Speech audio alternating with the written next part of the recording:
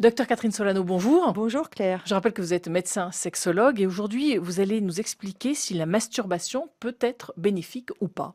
Alors oui, elle peut être bénéfique, mais pas toujours. En particulier dans le cas où ça devient une compulsion, c'est-à-dire une addiction et on a un manque si on pratique pas la masturbation. Du coup, il y a des personnes qui pratiquent la masturbation, mettons 10, 15, 20 fois par jour, et ça peut aller jusqu'à abîmer son corps. J'ai eu un patient qui avait carrément des égratignures sur le pénis. Vous voyez, là, c'est pas bénéfique du tout. Mais Moi, le reste du temps, vous pensez que ça peut être bénéfique? alors souvent, c'est bénéfique. Pourquoi? Parce que déjà, dans la masturbation, l'imaginaire érotique s'active et c'est très important d'avoir un imaginaire érotique pour avoir une sexualité de couple épanouie. Donc ça entraîne à mobiliser des fantasmes, des pensées sexuelles, érotiques et c'est une chose qui est très importante pour notre équilibre. C'est pas du tout quelque chose de pervers, c'est important.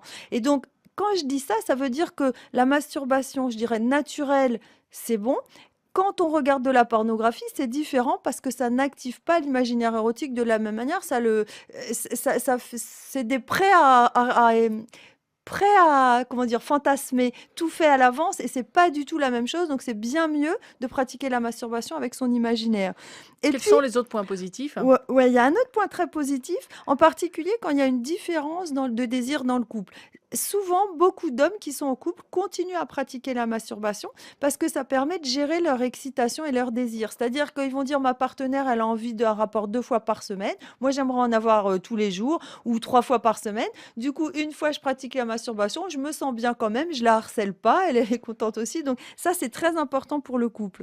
Et puis, ce qu'il faut savoir, c'est que c'est bénéfique à condition de ne pas culpabiliser. Parce que pendant des siècles, on a dit, ça rend malade, ça rend sourd, ça rend stérile, ça rend Tout ça, c'est ceci. faux. Tout ça, c'est n'importe quoi, ça n'apporte aucun problème et donc c'est important de se dire que c'est une pratique naturelle, tout simplement. Merci, docteur Catherine Solano. Je rappelle que vous êtes médecin sexologue.